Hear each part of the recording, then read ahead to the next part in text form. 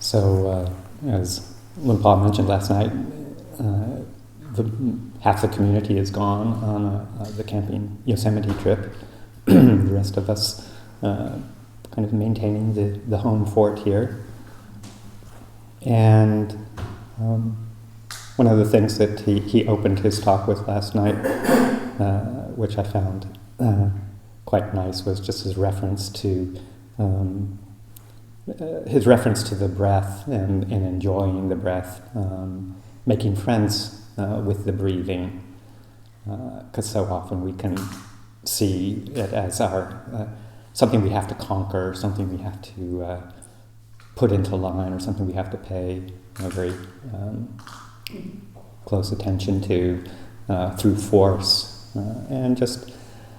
how oftentimes in many aspects of our lives, our practice even, we come at it with a sense of trying to force things to be the way we want them to be, trying to control things in a way that fits some sort of ideology or ideal that's different from the way things are. And so, so much of our experience just depends on the attitude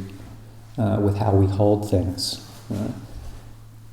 And that attitude really strongly affects our perceptions and what we attend to and how we attend to it. So just adopting an attitude of openness and friendliness, whether it's to our breathing or to even the obstacles and difficulties that come our way, really makes a big difference about how we hold our experience, how we deal with it. If we look at it as obstacles that are getting in the way of my happiness or my practice or my understanding, that we have to fight with and contend with and eradicate, then that just compounds the problem. It's adding aversion to difficulty. But if we look at it as an opportunity, difficulties or problems as an opportunity to engage with in an open, accepting way, not saying that we approve of unskillful kinds of things, behavior, but that we learn how to hold them and accept them without entering into resistance. And if we can do that with that kind of open-hearted curiosity, attending to things in an open way, even if they're difficult or painful, with a sense of kindness and patience and willingness to learn, then that will really affect our experience, and that's how we really can see progress towards the end of suffering, in how we are able to handle complicated or difficult or unpleasant circumstances without entering into resistance.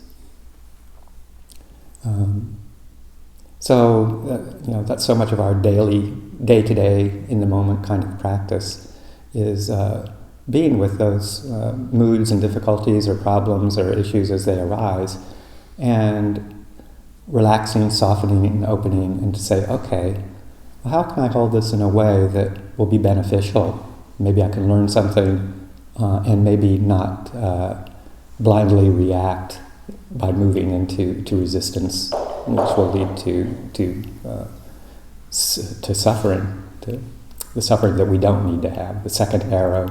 that we don't need to stab ourselves with. So I'll leave that for a brief reflection this morning.